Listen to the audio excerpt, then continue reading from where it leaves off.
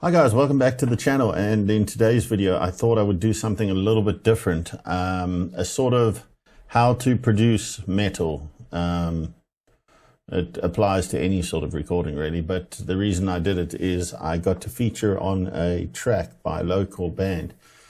I'll put all the links down below, and I was asked to sing, and then as I started working on the project I realized I actually wanted to do a lot more. So I started producing and doing my thing, and yeah, this is what happened.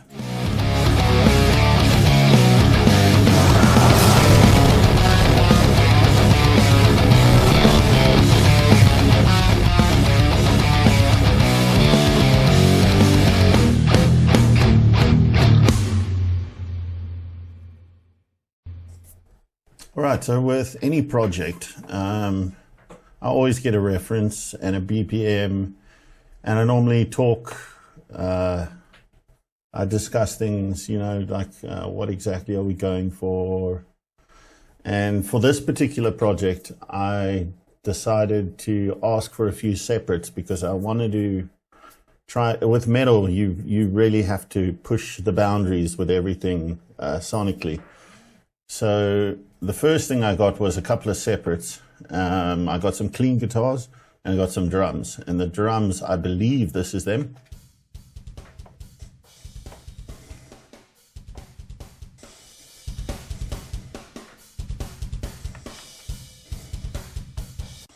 Okay, so that's the basic drum groove. I'm just going to loop this section over here.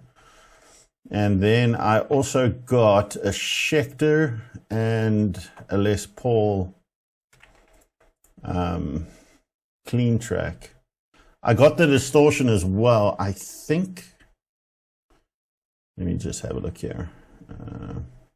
I have to do it over here. Real-time audio. No. I've run these through amps. Okay, so and maybe this helps some of you guys out there that are doing this for the first time. You'll normally get something like this.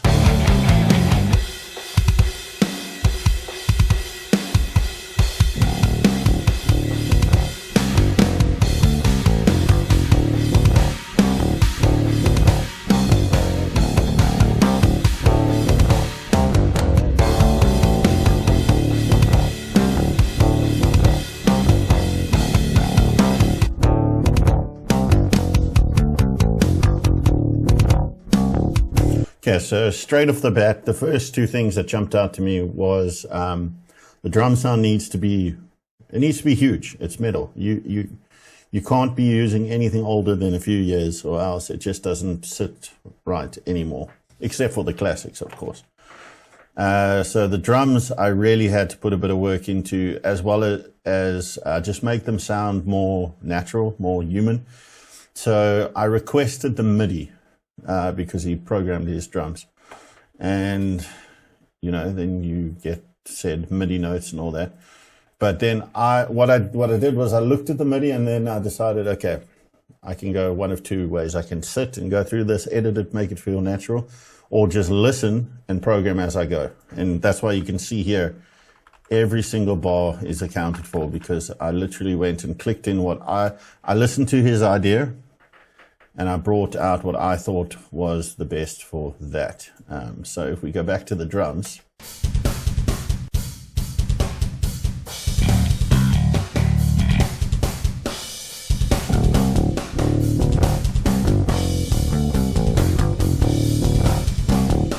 See, the drums and the bass, they sort of feel like they're countering each other in like a sort of, not really the kind of way where you want to drive the song forward. So I then took that drum idea and then I reprogrammed everything to sound more like this.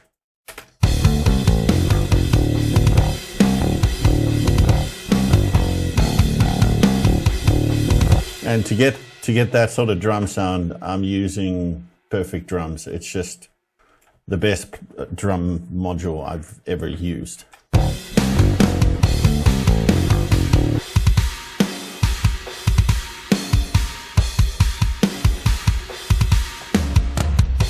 I mean, the sounds are pretty much almost 100% mix ready, but I like to go in and filter a few things, you know, like compress the whole kit a little bit. The snare and the kick, I like to run through a bit of compression and whatnot. In this mix, I ended up adding in a channel strip right at the end because the kick and snare just weren't cutting over the top end.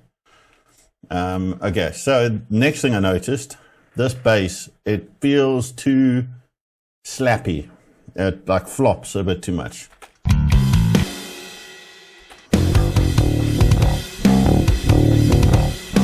Yeah, it's got that bro, bro, bo, bo, bo, bo, bo, you know, and like, you know, most guys don't know this. You know, you can't, you can't hammer a guy just for trying. You know what I'm saying? There's nothing wrong with that. It's just for this kind of production, it needed to hit home harder. And if you can get your bass and your drums to already sound good enough to put through a set of speakers, then when you start adding guitar, it's just gonna, it leads you in a way to design the right guitar sound. So I replaced this bass sound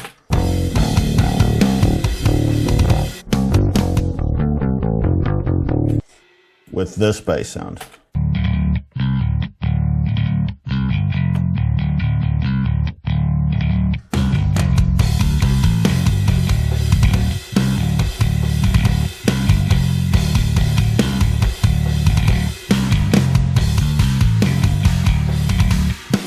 Now, to achieve that bass sound, I used my GT1000 core.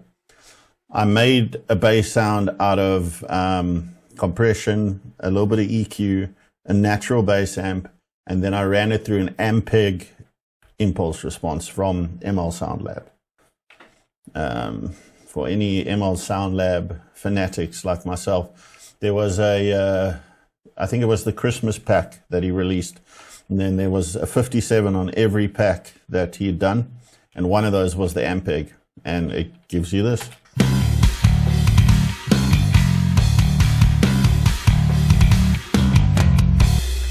Okay, so we are starting to cook a little bit with that mix. Now I've got these guitars.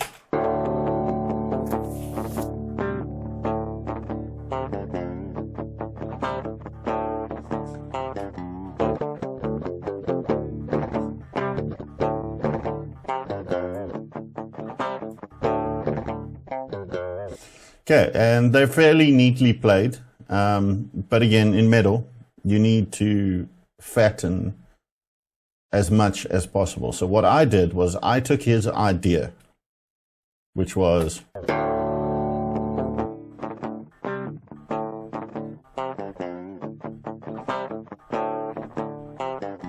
and I relearned everything that he played, and then I created my own guitar tracks here. Guitar 1 and 2. And now these as well have been run through the GT1000. I think it's these two.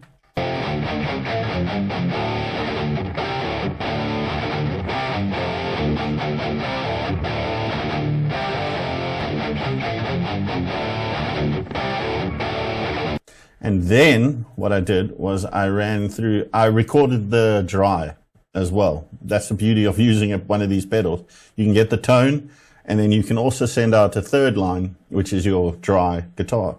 And then I ran those through, I think it's a Marshall and something, ML Sound Lab. Again, thank you, ML, for making productions. Just, you know, it's like putting spice on some cheese. So one of the amp sims sounds like this.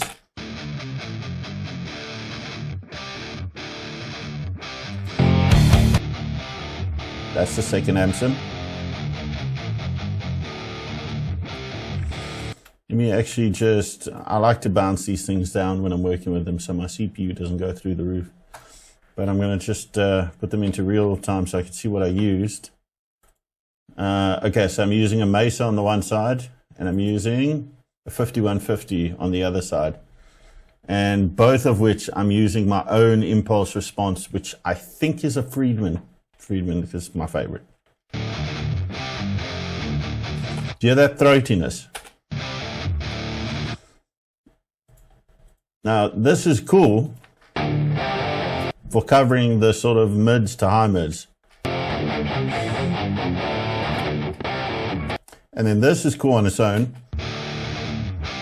but it's lacking what the other guitar sound has. So you design the two and you put them together and then you get what sounds like this. And then now that in combination with the new bass and the new drums,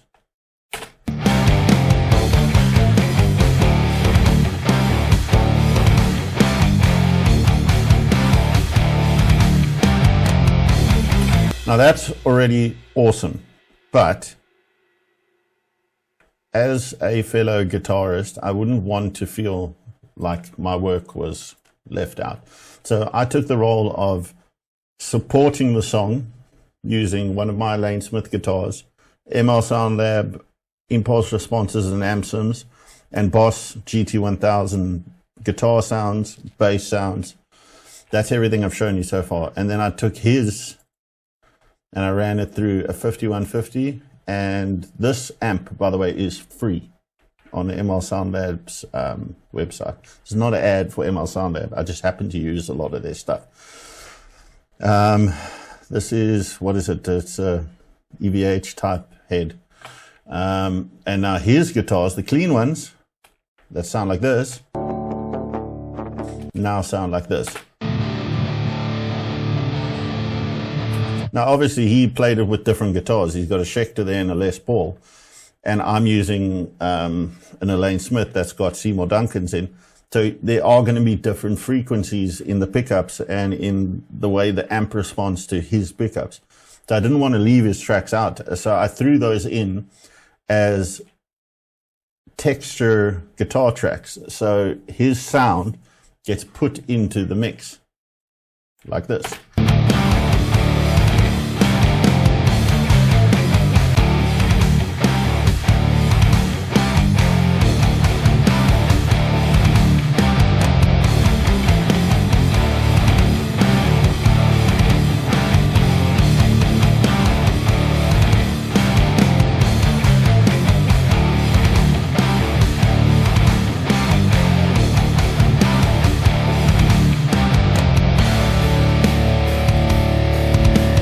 In that combination of a GT1000 and the ML amp sims, listen to that drive, the saturation coming there from those sustained notes.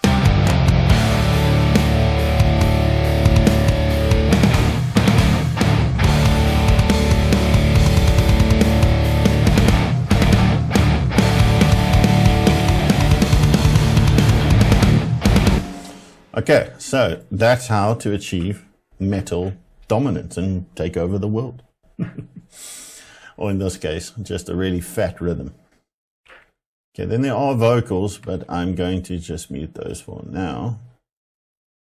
Mute. Okay, something happens here again. Now, in the verse, we sound a little like this.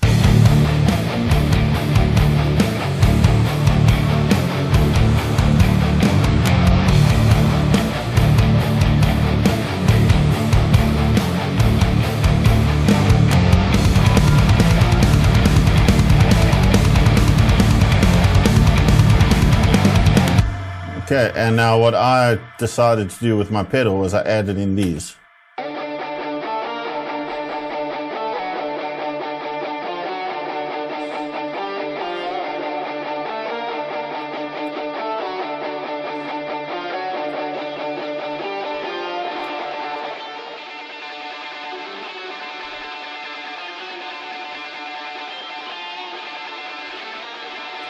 And those are what I like to call texture layers. So you put them in, you take them out, and so, for example, you got the 6 guitar layers. So those happen when it's just guitar. So your guitar, 2 of those tracks kind of become your vocal frequency space. The brighter ones with a bit more hiss and a bit more bite. And then when you get into a verse, you pull away a little bit and you add a bit of texture just to make the song move.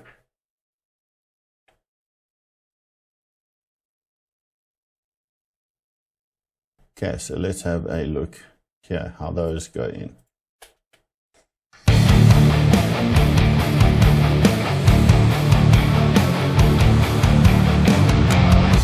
Okay, now we're going to add in those extra layers.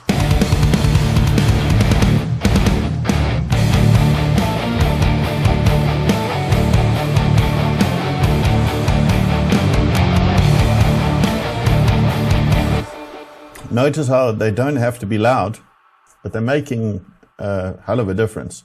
And then when the tremolo picking comes in here, we're now leading the song.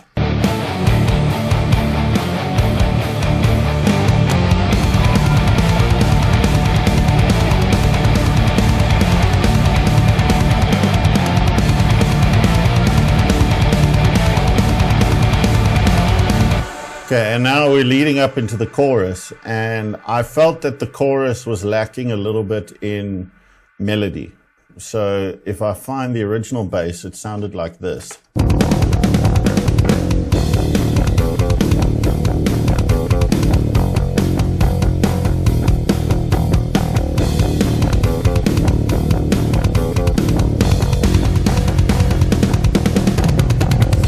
And it's cool, but we're still sticking on the E, if you know what I mean. And like Bob Rock says in the Metallica stuff, like there's a little bit too much E there. So I decided to take that riff, that and I incorporated that into a bit more of a melodic riff.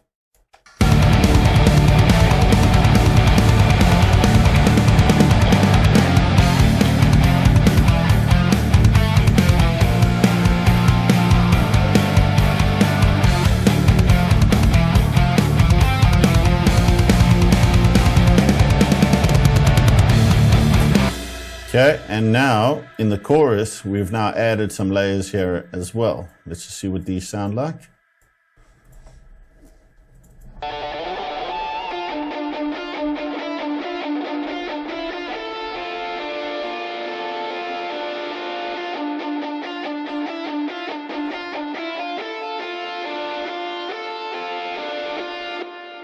Can you notice the guitars, they sound a bit like this?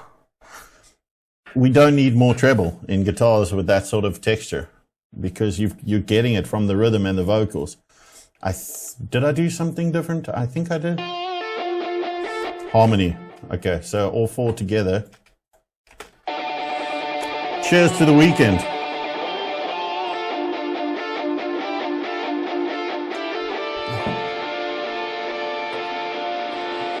And now that is a bit of a signature thing I like to do, but let's now hear that in context with the rest of the mix.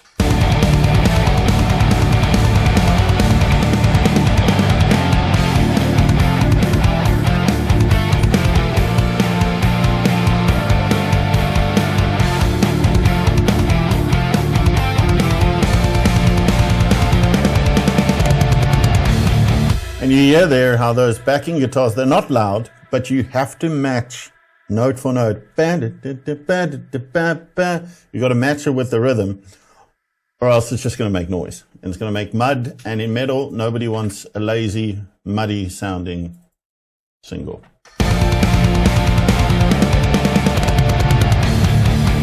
And you'll see here I call it the breakdown.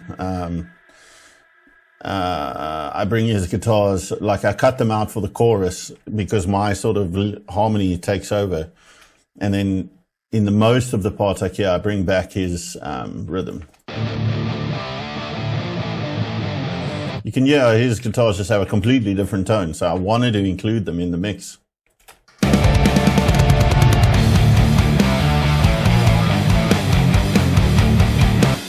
Oh yes, wait, I have to show you.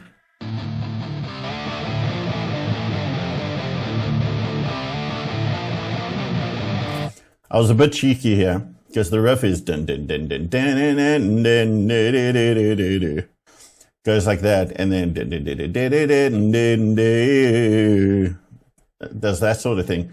But you know, we all come from a certain influence, and I wanted to go for a little bit of a Adam D type riff, so I added more of a and So if you listen to my side, it sounds like this. A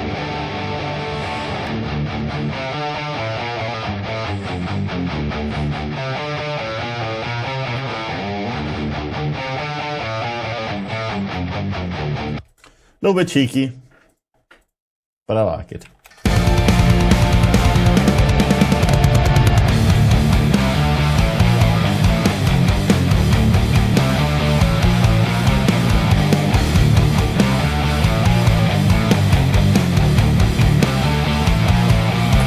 Now this part coming up here, I rewrote the bass to sound like this.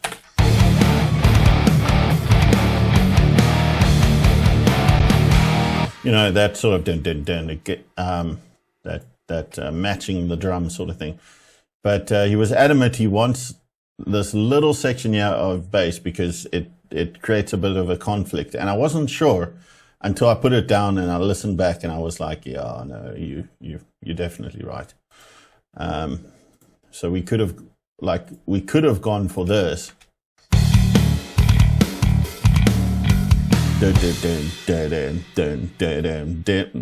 Like that happens 3 times and then the tail. But he said no, he wants his bass line in here, so I put it in and just listen to the difference this makes.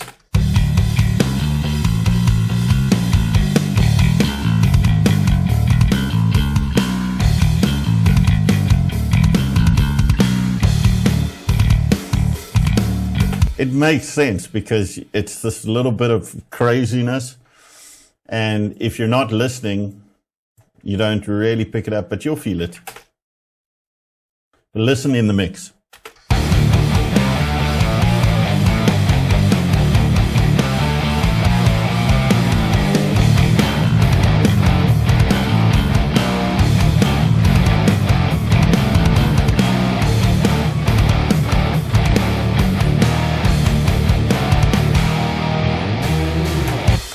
Now, important. The first verse sounded like this. Very palm muted. But at this point, you know, we've just had the craziness and it's gone solid. And now we're going into verse number 2. And it just felt right to just open up. And because you always got to think, if I was live, you know, you just want to keep stepping it up. So instead of muting, I did this.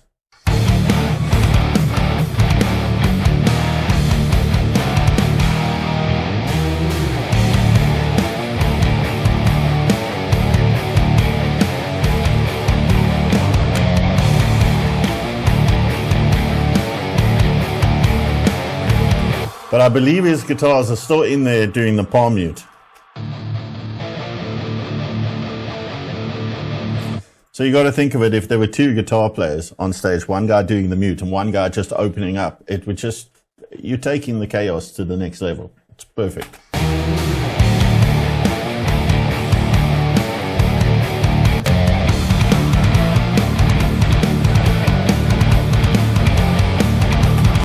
And then pretty much second to last final touch, a double chorus with a little bit more lyrics.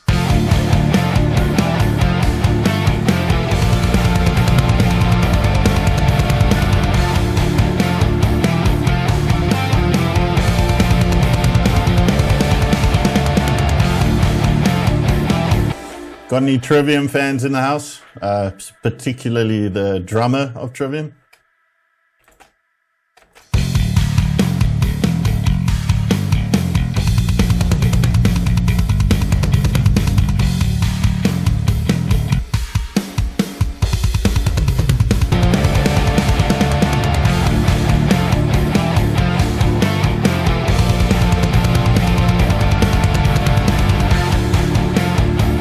And just a note, I don't program something unless I can play it. And I used to, how many years ago? I don't know, almost 10, probably 10 years ago. I did a couple of gigs for a band in Joburg called Vices, and I used to play the drums for them just for a short while, and we eventually did a big festival and stuff, and grooves like that were just made a very happy Gunston, trust me. So I don't program unless I can physically air drum it and play it.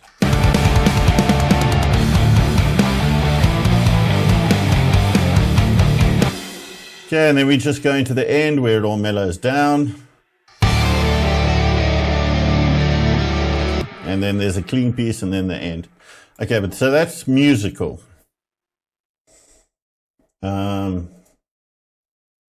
So I was given lyrics and basically just told, use it, come up with something. So I did. I came up with something that I actually really, really like.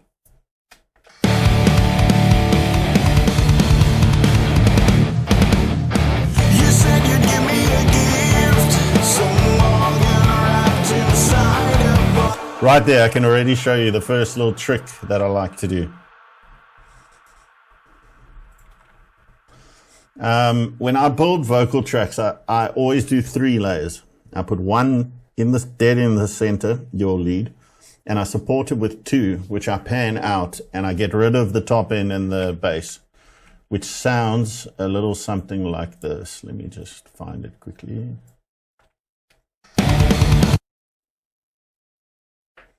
You said you'd give me a gift.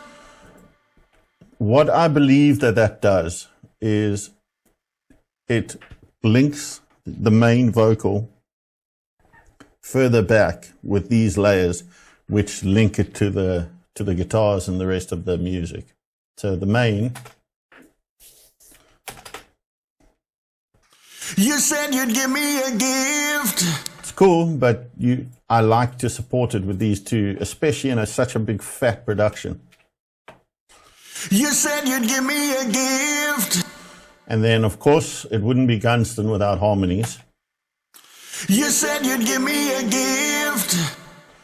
And the amount of times I've recorded harmonies where it doesn't even sound like words, because what really matters in harmonies is the rhythm, the shape of your mouth, and the vibe. And you've got to match it. You sometimes don't even have to, like, gift. You don't even have to do all the sibilant sounds. You said you'd give me a gift. See there, I even cut off the at the end because you don't need it for backing vocals.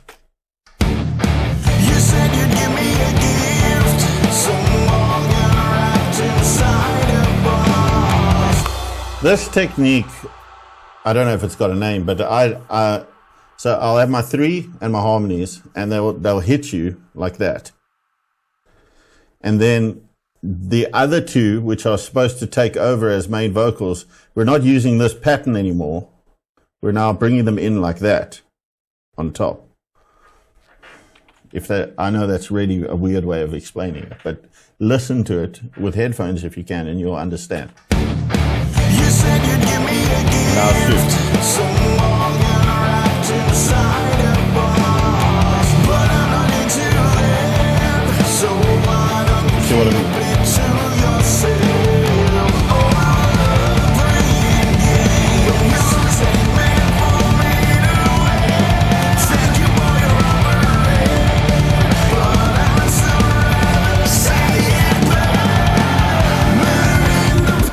it. And if you set up your channels for vocals correctly, you can sing, you can scream, you can do whatever, and they should all be coming through at the right level.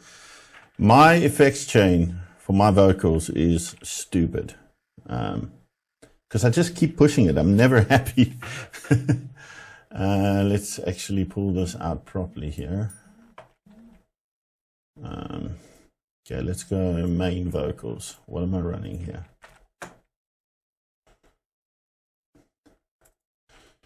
Okay, I always put a gentle bit of this on my vocals, especially when you're layering it up like 5, 6, 7 times.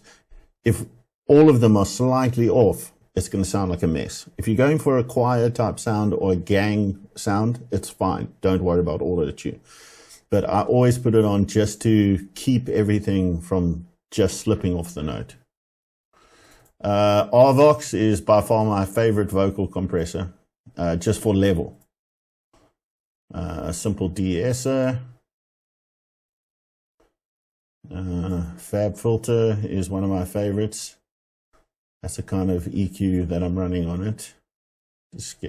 And what's lovely about this plug is you can, using the little headphones, you fine tune where the harsh frequencies are. And you get rid of those. F6, my other absolute favorite plugin. Just have a look at what this plugin is doing. You said you'd give me a gift, but I'm not into that. Constantly running and reducing certain frequencies that I found to be harsh. And then lastly, I run it into this. This was me taking a chance because I wasn't happy with my vocal sound yet. So I thought, when in doubt, just run it through Shep's Omni channel, because sometimes some of his presets work really, really well. And this particular one, I think I might have just used the tone to just get rid of a couple of harsh mid frequencies. Let's actually see. You said you'd give me like that.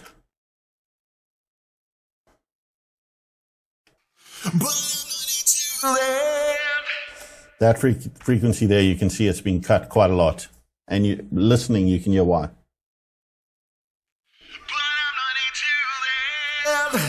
Gets rid of it. Then, so that's what that one sounds like. Then these two are the same things up until the Omni channel, and then I normally run a sort of EQ over them like that. Get rid of the tops, bottoms, and just shape out the mids a little bit. But then I'm not done, because then I run it into a bus. But you can see in this state, literally all I'm doing is running all the vocals, clean vocals, through that bus. Which, if I look at it, because I can't really remember what I was doing, there's a really nice natural compressor. There's a compressor that if you dial this in, and you've got to be really careful because you can completely screw up your mix or your sound if you compress too much. But this is just evening it out even more. I've added a bit of top end. I've pulled down a little bit of, what is that, 2K, and I pulled down a bit of 760. I didn't even put the analog switch on. I boosted the output by 5, and that's it really. Let's have a listen.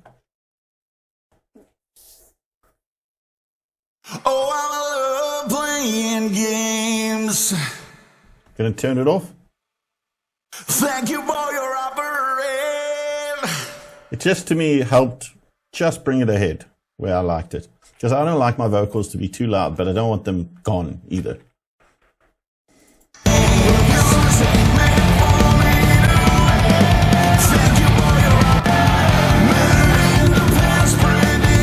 Another tip.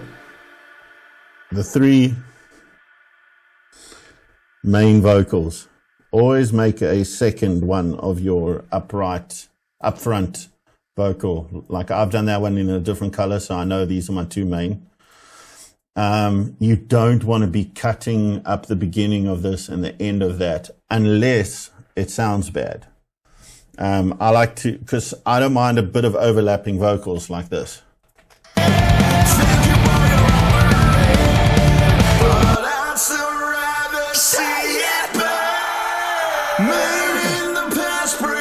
You know what I mean? It would just sound really bad if that just cut off. I wanted that to end, because if you were performing live, you would have another singer or two probably holding that note anyway. So, you know, I didn't want to cut it and ruin that take. So I just double it up and run the second line. Nice little Gunston tip there for you. In the past predicts you surely aren't there, you know, angel. Choruses for me there has to be a harmony where at 1 or 2 points in that, it's almost got to give you this weird warm feeling. Or else it's not strong enough to be a chorus. In the past predicts you surely. That's it. The surely is that moment for me. And then to create a little bit of chaos, I've then doubled up this end. Unfair. I go down to that note, which is conflicting, but it's going with the theme of the song. Man in the past predicts you surely unfair. You're no angel. You got no pure. Gunston tip number 305. Your vocals need to be able to sit with your drum kit and your bass. No guitar. And it should still sound like something you would confidently play to people.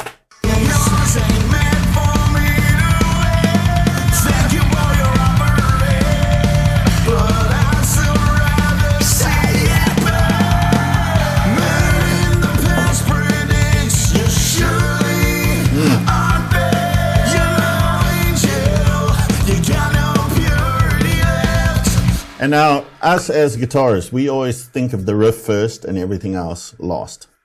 This process of producing, the riff is the idea that sparks everything else, and then you should be able to play everything else with the riff muted, and it should just make you feel something really good. Like listen to this with the atmospheric guitar lines and no rhythm.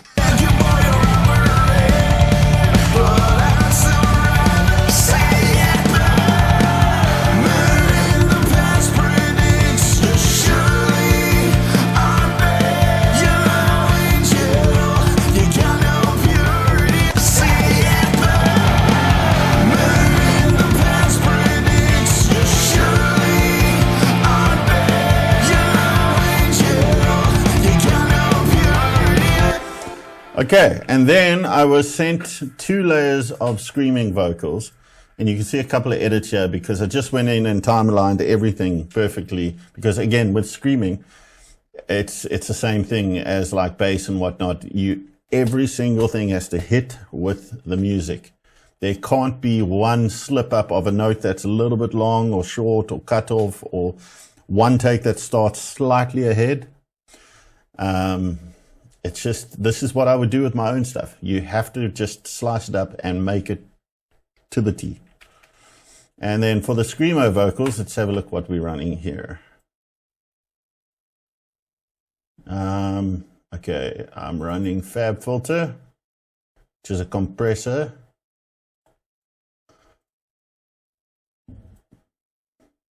I'm cutting 2 harsh frequencies. And then this one. Some of you will know what that is. It just adds a little bit of grit to the sound.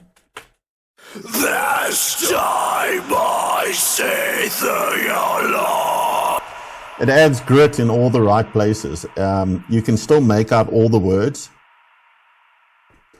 but it's when the words get sustained that where it adds that and fatness. And then I run that into a bus. De-esser, of course. F6, like I said, my absolute favorite plugin for almost everything. I run it on bass, I run it on guitar, buses, I run it on vocals. Take a look what this is doing. This time I say through your lies, the truth is spoken by your eyes. Yeah, and then that happens again, and then we go into that melodic part that I was talking about at the end with a gentle guitar solo. And then my what do you call it? My brief here was a bit atmospherical type of vibe. So what I decided to do was to go for those very I don't know if it's harmonic minor or something sort of singing.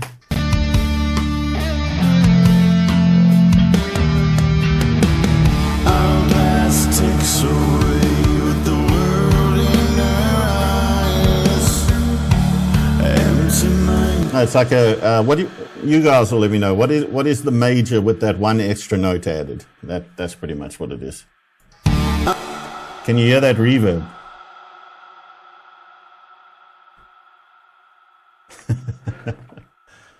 that is this on that preset. It's my favorite go-to when an instrument just has to hold for days. Our glass takes away with the world in our eyes. Empty-minded, no thoughts to spare.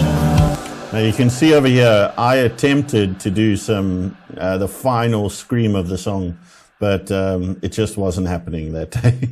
So I called him up and said, would you mind just doing it since you've got the extreme deathcore voice? And then I got these two layers here. Loving you is spinning gold with no satisfaction to the old.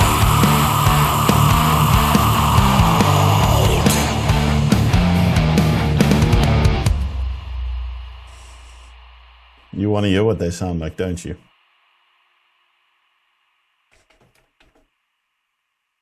Don't be judging.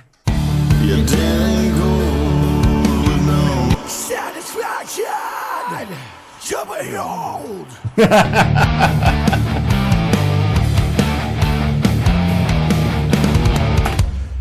And that is how I produce metal.